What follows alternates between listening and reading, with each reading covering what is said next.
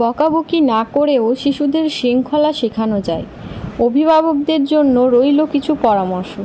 শিশুরা অবাধ্য হলে বা অভিভাবকের মনের মতো কাজ না করলে, খেতে না চাইলে বা পরীক্ষার নম্বর কম পেলে অনেক অভিভাবকই কঠোর শাস্তি দেন বা বকাবকি করেন, মারেন, হাত তোলেন।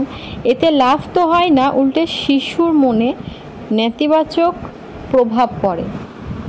দুষ্টুমি করলে কানমোলা, থাপ্পড়, স্কেল দিয়ে পিটুনি, কোনো কিছুই বাদ যায় না। অনেক অভিভাবকই মনে করেন এসব না করলে সন্তান মানুষ হবে না, কিন্তু ধারণাটা একালে একেবারেই উল্টে গিয়েছে। এতে শিশু মনে নেতিবাচক প্রভাব পড়ে।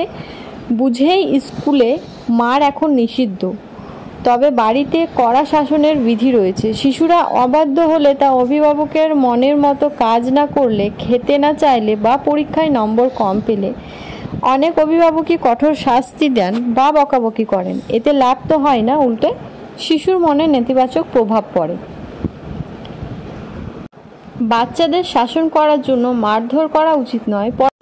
বাচ্চাদের ভালো ব্যবহার শেখানোর জন্য তাদের প্রশংসা করুন এবং তাদের ভালো কাজের জন্য পুরস্কৃত করুন।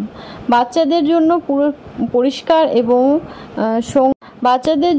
পরিষ্কার এবং সঙ্গতিপূর্ণ নিয়ম তৈরি করুন। এই নিয়মগুলি তাদের বুঝতে সাহায্য করবে কি করতে হবে এবং কি করতে হবে না।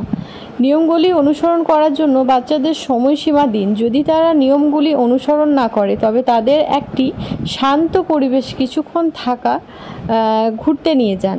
বাচ্চাদের তাদের ভুল কাজের কারণ বুঝিয়ে বলুন। তাদের বুঝতে সাহায্য করুন কেন তাদের এই কাজটি করা উচিত নয়।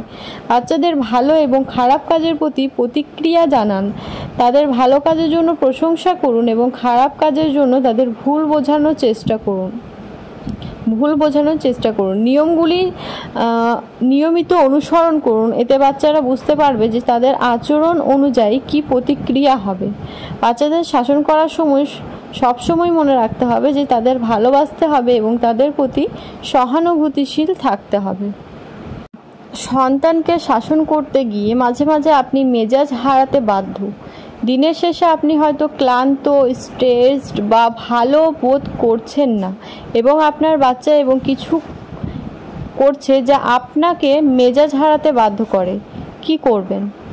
সন্তানের সঙ্গে খারাপ ব্যবহার করে কোনো অভিভাবকই স্থির থাকতে পারেন না, বিশেষ করে সেই মুহূর্তে যদি সন্তানের কোনো দোষ না থাকে। এই নিয়ে নিজেদের বাজে মা কিংবা খারাপ বাবা ভাবার কোনো কারণ নেই। পরিবর্তে বাচ্চাকে বোঝান যে আপনি দুঃখিত। মন দিয়ে ভাবুন আপনি কি করেছেন এবং নিজের এটি তার ক্ষতি করছে, এবং পরের বার মেজাজ না হারিয়ে ভালো ব্যবহারের প্রতিশ্রুতি দিন সন্তানকে। এক্ষেত্রে সহানুভূতিশীল, প্রেমময় হওয়া দরকার বলেই মত বিশেষজ্ঞদের প্রথম আপনার ভুলের জন্য ক্ষমা চেয়ে নিন, বলেন সরি। সেই সরিটা তারাও শিখবে।